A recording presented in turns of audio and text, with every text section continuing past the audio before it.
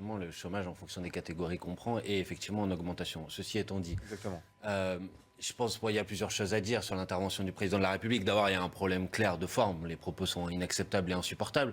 Et d'ailleurs, même quand vous essayez de les défendre, vous continuez à dire des choses qui sont inexactes. Vous ne pouvez pas dire les citoyens, ils ont des droits et des devoirs. Certes, les citoyens, ils ont des droits et des devoirs. Mais ces droits et ces devoirs, ils sont déterminés par la loi. Donc, vous devez, dans ce cas-là, aller au bout de votre logique et rendre la vaccination obligatoire. Et si vous rendez la vaccination obligatoire, vous pourrez dire à des gens qui ne sont pas vaccinés, vous ne respectez pas la loi, ce n'est pas normal, etc. À partir du moment où vous ne vous rendez pas la vaccination obligatoire, alors il est permis de ne pas être vacciné. Et dans ce cas-là, le rôle du président de la République ne peut pas être d'emmerder les personnes qui ne sont pas vaccinées. Premier élément.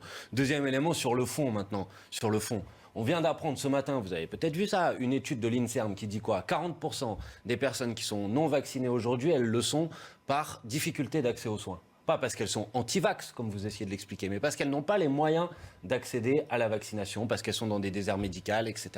Et vous, qu'est-ce que vous avez fait sur le sujet ? Donc vous êtes en train de pointer du doigt une partie de la population en disant vous êtes des irresponsables, etc., pour masquer la réalité de votre propre responsabilité, c'est-à-dire la difficulté d'accès au vaccin pour une partie de la population, et la difficulté de saturation des hôpitaux, effectivement, dont vous êtes les principaux responsables, puisque vous avez supprimé 18 000 lits depuis 2017 et 500 lits en réanimation l'année dernière. Et donc vous êtes en train d'expliquer que le problème de toutes nos difficultés sanitaires aujourd'hui, c'est les personnes qui ne sont pas vaccinées, alors qu'en réalité, le problème, c'est votre politique, parce que c'est votre politique qui nous a mis dans cette situation. C'est vrai que c'est typiquement la théorie du bouc émissaire, en fait. Au lieu d'essayer de tirer des leçons de tout ce qui n'a pas été fait, encore une fois, il y a une crise structurelle à l'hôpital. Alors je ne dis pas qu'elle date d'il y a 2 ans, évidemment. Cette crise structurelle, elle est historique, sauf que rien n'a été fait pour apporter des solutions concrètes. Il y a eu 100 euros. Conditions... 100 euros. Ben oui, mais justement, ça n'a pas empêché l'absentéisme. C'est vrai. 8 milliards. 180 euros. Une infirmière gagnait l'équivalent de SMIC. SMIC. L'équivalent de SMIC dans les années 80, à présent, c'est 1,2 SMIC. Et Jean Castex, puisque vous en parliez, nous expliquait... Ah pardon, excusez-moi. Allez-y, Je voulais juste dire qu'aujourd'hui, l'hôpital était à l'os, que les conditions de travail des soignants, des infirmiers se sont extrêmement dégradées, que le Ségur de la santé n'a pas apporté de solution concrète puisqu'il n'a pas stoppé l'hémorragie d'absentéisme et de démission à l'hôpital. Et que de ce point de vue-là, c'est vrai que les accords de revalorisation ont été totalement insuffisants. C'est un peu plus compliqué, puis, mais vous avez eu raison de dire que que c'est sur 30 ans. Oui, c'est historique, c'est une crise La tarification à l'acte, qui, je crois... Les suppressions de lits dont j'ai parlé. La tarification à l'acte a fait beaucoup de mal. Depuis 2017, monsieur Maillard. Je crois que tout le monde porte une responsabilité. Il faut regarder ce qu'on a fait. La vraie différence, c'est qu'il y a une partie... 92% des Français. Il y a une partie des Français qui ont décidé de ne pas se faire vacciner parce que c'est Macron qui l'a demandé. Et donc, ils ont décidé de pas faire vacciner. Mais écoutez, mais sortez, la victimisation. Et une autre partie des Français qui a tout simplement qui ont peur, qui à force de dire sur Internet des choses de ci, de là, ont extrêmement peur.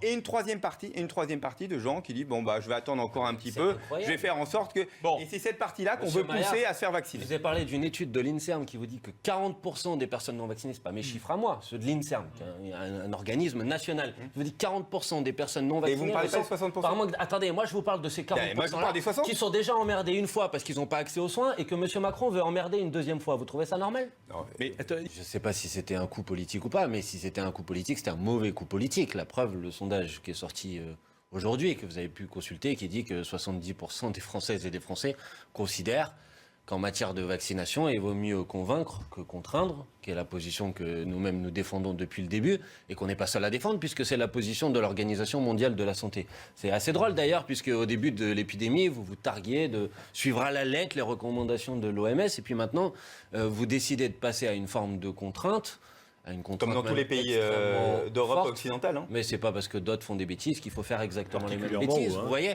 Puis je vais vous dire, si vous voulez comprendre... d'autres. non, mais on est Monsieur Maillard, vous voulez qu'on prenne des comparaisons ailleurs ? Regardez, je vais vous en donner plusieurs. En Italie et en Autriche, on distribue des masques FFP2 dans les transports. Vous le faites pas. En Autriche et en Italie, c'est l'obligation de vaccination. Laissez-moi terminer, je vous donne d'autres exemples. Et en Italie, pareil, obligation à 50 ans. Monsieur, puisque vous voulez me donner des comparaisons internationales. Au Canada, aux États-Unis, on a installé des purificateurs d'air dans les salles de classe, ce que vous êtes incapable de faire. On a appris aujourd'hui qu'enfin, d'ici la fin du mois, vous alliez livrer des masques chirurgicaux aux soignants. Alors là, franchement, ils doivent en être très heureux. Il y a les budgets, et puis sans doute que fin 2023, vous livrerez des masques FFP2 et peut-être que fin 2024, vous installerez enfin des purificateurs d'air, alors qu'on pourrait faire ça depuis 1 an et demi, que ça permettrait à nos gamins d'étudier dans des bonnes conditions, mais que vous êtes incapable de faire ça et que vous préférez agiter, diviser les Français et les Français, pointer du doigt les personnes qui ne sont pas vaccinées. Depuis le début, vous avez fait le choix d'une stratégie qui est une stratégie tout vaccinale et qui montre ici ses limites. Si vous voulez une stratégie efficace de lutte contre cette épidémie, il faut bien sûr que le vaccin en fait partie, mais il ne peut pas se réduire au vaccin. Le vaccin ne peut pas être l'alpha et l'oméga de cette lutte. Regardez, sur les purificateurs d'air, pardon, je parle de ma circonscription. Moi, dans le 9e arrondissement, on a notre maire, Delphine Burkly, qui a commencé dès 2019 à en mettre des purificateurs d'air. Au début, on a dit c'est dingue, ça marche. On le met déjà en place. Mais il y a les budgets qui sont déjà largement installés. Vous proposez une aide de 100 € à un maire d'une commune rurale alors que le purificateur coûte plusieurs centaines. Les collectivités ne sont pas suffisamment saisies. Il faut que ça avance, il y a l'argent qui est là. On avance un petit peu. Manuel Bompard, le Karcher. Et d'abord, je pense que c'est une grosse ficelle. D'ailleurs, on est en train d'en parler ce soir. Honnêtement, on dénonçait tout à l'heure, et à juste titre, les propos du président de la République. Je ne suis pas sûr que la déclaration de ce matin vaille beaucoup mieux. Ah bon ? Oui, puisqu'il s'agit à nouveau de provoquer, d'avoir une formule choc. Mais c'est le jeu politique de la communication, on passe pas en rien. Mais il y a des propositions derrière. Non, mais si ça vous convient, ça vous convient. Non, mais c'est pas que ça me convient pas. C'est que c'est le jeu de la politique, les phrases choc, pardonnez-moi. Mais moi, ça me convient pas, parce que je pense qu'en faisant ça, on fait essentiellement... Lorsque Jean-Luc Mélenchon dit « je veux désarmer la police », par exemple, il fait une formule choc pour qu'on en parle. Alors, sans doute que quand Jean-Luc Mélenchon dit « il faut désarmer la police », il n'avait pas imaginé qu'ensuite vous alliez répéter bêtement cette formule sans répéter quel était le contexte. D'accord ? Puisque Jean-Luc Mélenchon n'a jamais proposé de désarmer la police. Il a parlé d'essayer de faire en sorte que dans les manifestations, effectivement, on fasse en sorte que la police soit moins armée et de privilégier des méthodes de maintien de l'ordre qui sont des méthodes qui ne s'appuient pas sur l'armement. Ça revient même, c'est désarmer la police. Ah bon ? Tous les policiers sont dans les manifestations, c'est ça que vous êtes en train de dire ? Non, mais une bonne partie. Bonne partie, c'est-à-dire combien ? C'est-à-dire que tous celles et ceux qui se sont fait agresser policiers. L'ensemble des policiers sont dans les manifestations et sont une bonne partie. Donc vous êtes d'accord que c'est pas la même chose ? Non, mais le maintien de l'ordre, quand même, dans les manifestations, ce sont des policiers qui sont formés pour le maintien de l'ordre. Donc vous dites. Non, mais cherchez pas à reculer. Vous êtes en train de dire que tous les policiers sont dans les manifestations et que quand on parle de désarmer les polices en la manifestation, c'est la même chose que de dire qu'on veut désarmer. Non, mais les policiers qui sont dans les manifestations. C'est exactement ce que vous venez de me dire. Monsieur, les policiers qui sont dans les manifestations, ce sont des policiers qui sont là justement pour le maintien de l'ordre. Donc si vous les désarmez, ça veut dire que vous les mettez en difficulté. Ah bon ? Non ? Mais ça, c'est votre choix. Mais il y a plein d'autres pays en Europe, puisqu'on parlait d'autres exemples. Avançons. Non, mais c'est pas avançons, monsieur. C'est que vous venez rappeler et caricaturer une proposition de Jean-Luc Mélenchon. Et quand je vous réponds, vous me dites avançons. Donc je me suis permis de préciser ce propos-là parce que ça me paraît important de le dire. Jean-Luc Mélenchon n'a jamais dit ça. Et donc ce serait bien que vous arrêtiez de répéter cette chose-là puisqu'il ne l'a jamais dit. D'accord. Bon, ceci étant dit, maintenant sur le fond, je vais vous dire, vous l'avez dit vous-même, Agnès Evren, tout à l'heure, il ne s'est rien passé depuis que Nicolas Sarkozy a utilisé cette formule. C'était bien la preuve que c'était seulement une formule de communication. Et là, vous avez fait une erreur, c'est que non, il ne s'est pas rien passé. Il y a des choses qui ont été faites, il y a eu des suppressions de postes, ça a été dit, il y a eu la suppression de la police de proximité. Par exemple, ça, c'est ce qui a été fait après l'annonce de M. Sarkozy. Donc maintenant, on peut rejouer le même match et ressortir cette formule-là, mais je vais vous dire, à mon avis, vous ne devriez pas faire ça parce qu'elle est... On est dans l'opposition depuis 10 ans, nous. Hein. D'accord, mais... Je vous rappelle juste qu'on est dans l'opposition depuis 10 ans, si ça ne vous a pas échappé. M. Sarkozy, il n'a pas seulement fait cette formule, et puis après, c'est l'opposition qui est arrivée. Vous êtes d'accord ? Une fois qu'il a fait cette formule, il a eu le temps de gouverner un peu. Les peines planchées, c'est Mme Taubira qui les a supprimées. Vous avez fait effectivement les peines planchées, dont tous les rapports montrent, ma majorité non, mais vous avez fait les peines planchées, dont tous les rapports montrent qu'ils ont augmenté le taux de récidive. Mais on en parlera, si vous voulez, à un autre moment. Maintenant, je vais vous dire, je pense sincèrement que vous ne devriez pas utiliser une formule comme ça là. Je vais vous dire pourquoi, parce qu'elle est extrêmement blessante pour des gens qui habitent dans les quartiers populaires, qui ne sont pas des délinquants, qui sont avant tout des victimes de la délinquance et qui, en gros, sont amalgamés dans cette formule comme si ces personnes-là aussi, fallait les nettoyer au Karcher. Donc je trouve que c'est une formule qui est extrêmement blessante pour ces gens-là, qui souffrent, qui galèrent, qui ont des difficultés sociales, qui parfois sont victimes effectivement de délinquance. Et je pense que plutôt que des grandes formules et de faire le shérif comme on fait régulièrement campagne électorale après campagne électorale, il serait un peu plus raisonnable de mettre des propositions concrètes, de rétablir de la police de proximité, d'essayer effectivement, si possible, de faire en sorte que la justice aille plus vite. Ce serait une bonne chose. On sera d'accord sur ce sujet. Voilà. Ça vaudrait mieux que les grands coups de menton de M. Sarkozy ou de Mme Pécresse. Je ne savais pas qu'on allait parler de la situation de la gauche, mais on peut... Pourquoi pas ? Vous savez quoi ?